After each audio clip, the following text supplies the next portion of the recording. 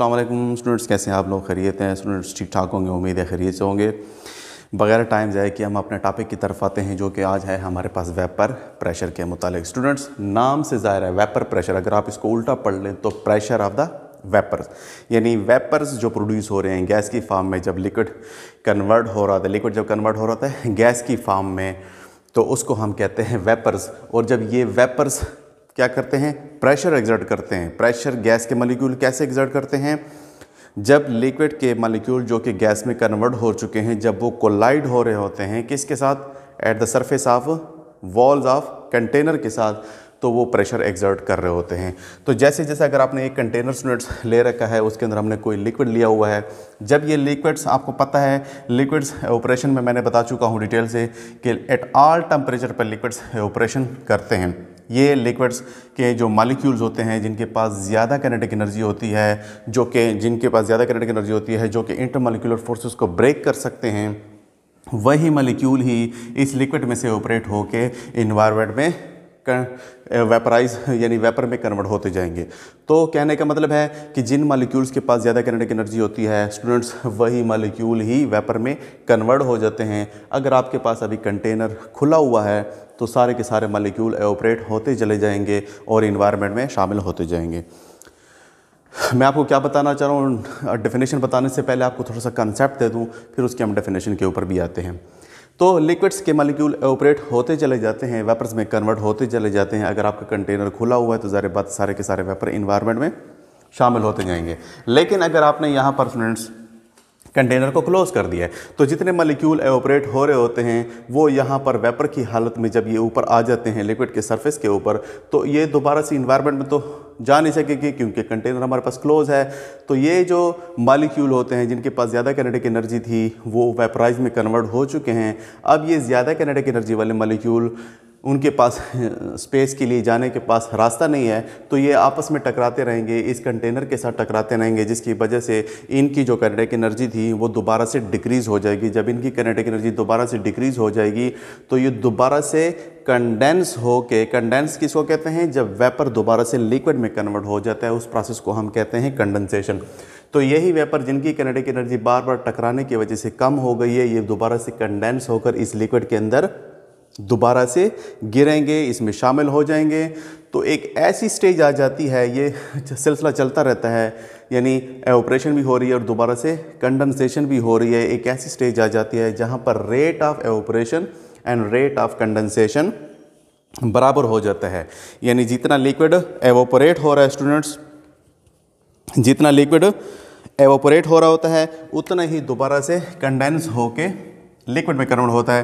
तो अगर आप इसको ऐसे लिख लें कि लिक्विड्स और कंडेंसेशन का जो रेट है स्टूडेंट्स, ये इक्वल हो जाता है। जितना लिक्विड्स वेपर में कन्वर्ट होता है उतना ही वेपर्स दोबारा से लिक्विड में कन्वर्ट हो रहा होता है। ऐसी स्टेज को हम स्टूडेंट्स कहते हैं डायनामिक इक्विलिब्रियम। तो डायनामिक इक्विलिब्रियम पर ही हम किसी भी लिक्विड का वेपर प्रेशर कैलकुलेट कर रहे होते हैं। ऐसा क्यों करते हैं कि ये स्टेज आने से पहले हम वेपर प्रेशर कैलकुलेट क्यों नहीं करते? ये स्टेज जब आ जाती है तो वेपर प्रेशर हम कैलकुलेट कर रहे होते हैं, क्योंकि डायनामिक इक्विलिब्रियम पर ही किसी भी लिक्विड के जो वेपर्स बन रहे होते हैं ये सबसे ज़्यादा बन रहे होते हैं। तो जितने ज़्यादा वेपर्स वो मैक्सिमम बना सकता है लिक्विड डायनामिक इक्विलिब्रियम के ऊपर, तो उसी पॉइंट पर ही हम इनका वेपर प्रेशर कैलकुलेट करते हैं।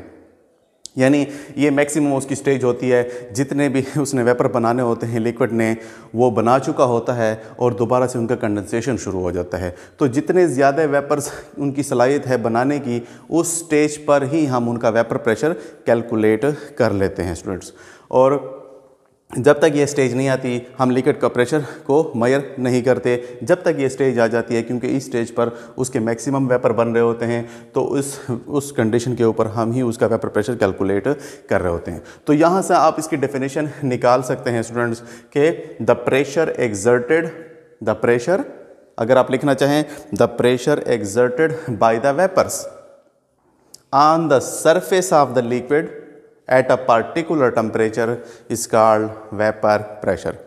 अगर आप इसकी एक दूसरी डेफिनेशन भी है कि the pressure exerted the pressure exerted by the vapor of the liquid when the rate of condensation of the vapor becomes equal to the rate of evaporation, that will be called vapor pressure. Students, आप उम्मीद है आप इन चीज़ों को आपने pick कर लिया होगा. अब इसकी कुछ जो हमारे पास फैक्टर्स हैं इसके ऊपर कि ये किस चीज़ पे, कौन कौन सी चीज़ पे ये डिपेंड करता है. तो स्टूडेंट्स, ये इसके 3 पॉइंट्स होते हैं. आप अपने नोट्स खुद बनाते जाइए. ये सारी चीज़ें मैं आपको बता रहा हूँ. जैसे जैसे मैं बता रहा हूँ आप इस वीडियो को मतलब पास करके सारी चीज़ें लिख सकते हैं.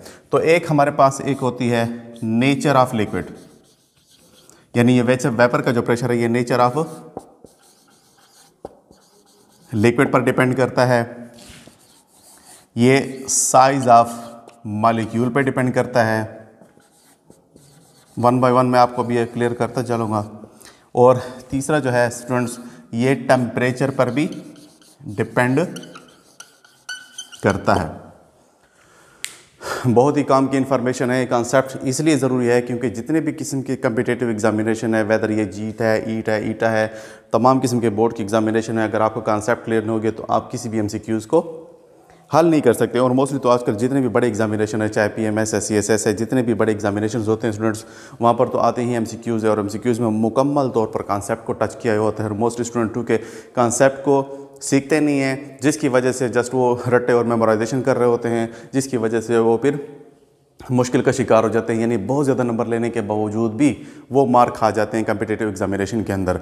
तो अगर आप कॉन्सेप्चुअली चीज़ों को स्टडी करते रहेंगे तो असल मैनी में, ट्रू मैनी में आपको वो तमाम चीज़ें किसी भी किस्म का वो एमसीक्यूज़ देते हैं आपको इंशाल्लाह आएगा. नेचर ऑफ लिक्विड की अगर हम बात करें स्टूडेंट्स, तो नेचर ऑफ लिक्विड्स मतलब होता है कि जो पोलर लिक्विड्स होते हैं और नॉन पोलर लिक्विड्स होते हैं हमारे पास. पोलर और non polar. Students, polar and non polar के ऊपर तो मैं पहले भी आप लोगों को बता चुका हूँ कि पोलर वो होते हैं जिनके ऊपर प्लस नेगेटिव्स मौजूद होते हैं, नॉन पोलर वो होते हैं जिनके ऊपर प्लस नेगेटिव्स हम नहीं लगाते हैं. जैसे फॉर एग्जांपल आप HCl के मॉलिक्यूल को देख लें. क्लोरीन के ऊपर पार्शियल नेगेटिव, हाइड्रोजन के ऊपर पार्शियल पॉजिटिव लगाते हैं. इनकी इलेक्ट्रोनेगेटिविटी के डिफरेंस की वजह से ये चूँकि ज़्यादा इलेक्ट्रोनेगेटिव है, ज़्यादा इलेक्ट्रॉन खींचने की सलाहियत रखता है, तो इसके ऊपर हम पार्शियल नेगेटिव लगाते हैं, इसके ऊपर पार्शियल पॉजिटिव. इसी तरह अगर आप दूसरा मॉलिक्यूल भी बना लें HCl का, तो वो भी ऐसे ही होगा, partial negative and partial positive होगा. स्टूडेंट्स, आप लोगों ने डायपोल फोर्सेस पढ़ चुके हैं कि एक मॉलिक्यूल का जो नेगेटिव पार्ट है, इस मॉलिक्यूल का जो ये वाला नेगेटिव पार्ट है, ये दूसरे मॉलिक्यूल वाले के पॉजिटिव पार्ट को खींच रहा होता है. यानी ये वाला नेगेटिव वाला क्लोरीन उस वाले पॉजिटिव हाइड्रोजन को, यानी दूसरे मॉलिक्यूल के पॉजिटिव हाइड्रोजन को खींच रहा है. तो ये जो फोर्सेस होते हैं इसको हम कहते हैं डायपोल फोर्सेस. अब ये फोर्सेस जितने स्ट्रांग होंगे स्टूडेंट्स, ये मॉलिक्यूल जितने ज़्यादा स्ट्रांग होंगे, यानी ये फोर्सेस जितने स्ट्रांग होते जाएंगे, ये मॉलिक्यूल उतनी मजबूती से टाइटली बाउंड होंगे, तो ये आसानी से जान नहीं छुड़ा पाएंगे, जिसकी वजह से इसके वेपर्स कम बनेंगे एनवायरनमेंट में. तो जिनके मॉलिक्यूल्स पोलर होते हैं उनमें इंटरमॉलिक्यूलर फोर्सेस एग्जिस्ट करते हैं. इंटरमॉलिक्यूलर फोर्सेस मैंने बता चुका हूँ, हमारे पास डायपोल फोर्सेस होती है, हाइड्रोजन बॉन्डिंग होती है. इसके अलावा नॉन पोलर मॉलिक्यूल्स के अंदर हमारे पास, जिसको हम डिस्पर्शन फोर्सेस कहते हैं, वो एग्जिस्ट करते हैं. लेकिन सबसे ज़्यादा स्ट्रांग इंटरमॉलिक्यूलर फोर्सेस के अंदर हाइड्रोजन बॉन्डिंग है, उसके बाद डायपोल फोर्सेस है, उसके बाद फिर दूसरे जो हमारे पास डिस्पर्शन फोर्सेस होती हैं. तो जिस ही मुनासबत से इंटरमॉलिक्यूलर फोर्सेस ज़्यादा स्ट्रांग होंगी, उसी मुनासबत से उनका वेपर प्रेशर भी कम होगा. स्टूडेंट्स, याद रखना, जिनके मॉलिक्यूल पोलर होंगे, जिनमें इंटरमॉलिक्यूलर फोर्सेस ज़्यादा होगा, उनका वेपर प्रेशर कम होगा, क्योंकि वो मॉलिक्यूल आसानी से इन फोर्सेस को ब्रेक नहीं कर पाएंगे, जिसकी वजह से उनके वेपर्स कम बनेंगे. तो जिनके वेपर्स कम बनेंगे उनका प्रेशर भी कम होगा, क्योंकि प्रेशर तो डिपेंड करता है वेपर्स के ऊपर. जितने वेपर ज़्यादा होंगे उतनी ही ज़्यादा कोलिजन होगी वॉल ऑफ द कंटेनर के साथ और वेपर प्रेशर बढ़ेगा. तो जिनके वेपर्स कम बनेंगे स्टूडेंट्स, नॉन पोलर जो पोलर होने की वजह से या उनमें इंटरमॉलिक्यूलर फोर्सेस स्ट्रांग होने की वजह से इनके वेपर्स कम बनेंगे, तो इनका वेपर प्रेशर भी कम होगा.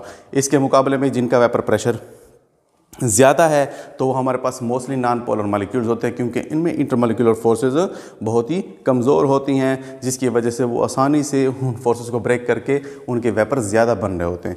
तो जितने भी नॉन पोलर मॉलिक्यूल हैं, जैसे कार्बन टेट्राक्लोराइड को ले लें, इनमें कार्बन और क्लोरीन की इलेक्ट्रोनेगेटिविटी तकरीबन सेम होती है, नॉन पोलर होते हैं. इसके अलावा आप H2 देख लें, दूसरे देख लें, हमारे पास बेंजीन है, ठीक है, ईथर है, दूसरे हमारे पास ऑर्गेनिक कंपाउंड्स हैं. तो ये जो है ना स्टूडेंट्स, इनका जो है ना वेपर प्रेशर ज़्यादा होगा। इसी एग्जांपल जैसे आप स्पिरिट को देख लें, वो स्पिरिट जिसको आप ज़ख्म वगैरह पर लगा रहे होते हैं, या पेट्रोल को ले लें तो वो फ़ौरन उड़ जाता है। पेट्रोल को हमें फ़ौरन ढकना पड़ता है, जबकि पानी उड़ता नहीं है क्योंकि उनमें ज़्यादा हाइड्रोजन बॉन्डिंग पाई जाती है, ज़्यादा इंटरमोलिकुलर फोर्सेस हैं। तो पेट्रोल आसानी से उड़ जाता है क्योंकि उनमें इंटरमोलिकुलर फोर्सेस कमज़ोर हैं, तो उसके वेपर्स ज़्यादा बन रहे होते हैं। तो नेचर ऑफ लिक्विड पे आपने उम्मीद है समझ गए होंगे। साइज़ ऑफ मॉलिक्यूल जो है, जितना बड़ा मॉलिक्यूल होगा स्टूडेंट्स, उसका जितना बड़ा मॉलिक्यूल होगा, जितना वज़नी मॉलिक्यूल होगा, उसका काइनेटिक एनर्जी बहुत ही ज़्यादा कम होगा। जिस तरह मोटा आदमी ज़्यादा स्पीड से नहीं भाग सकता, लेकिन छोटा कमज़ोर जो है ना, वो आसानी से स्पीड से भागेगा, यानी उनकी काइनेटिक एनर्जी ज़्यादा होगी छोटे मॉलिक्यूल की as compare to large molecules. तो लार्ज मॉलिक्यूल की काइनेटिक एनर्जी कम होने की वजह से वो आसानी से वेपर्स में कन्वर्ट नहीं हो पाएगा, जबकि छोटे मॉलिक्यूल जो होते हैं, छोटे साइज़ के होते हैं, वो आसानी से वेपर्स में कन्वर्ट हो जाते हैं। और फाइनल जो हमारे पास टेम्परेचर है, तो टेम्परेचर जितना ज़्यादा बढ़ाते जाएंगे स्टूडेंट्स, वेपर्स जो है ना उतने ज़्यादा एवोपरेट होते जाएंगे। ये जितने भी आप इसको, अगर ये तो हमने कोई ख़ास टेम्परेचर पे लिया हुआ है, कोई भी पर्टिकुलर टेम्परेचर पे, रूम कंडीशन है जो भी है, लेकिन जैसे जैसे अगर आप इसके टेम्परेचर बढ़ाते जाएंगे तो टेम्परेचर बढ़ाने से क्या होता है स्टूडेंट्स, मॉलिक्यूल्स की एवरेज काइनेटिक एनर्जी बढ़ जाती है। जैसे जैसे एवरेज काइनेटिक एनर्जी बढ़ेगी तो वेपर्स भी ज़्यादा प्रोड्यूस होंगे और वेपर का जो प्रेशर है वो भी बढ़ता चला जाएगा।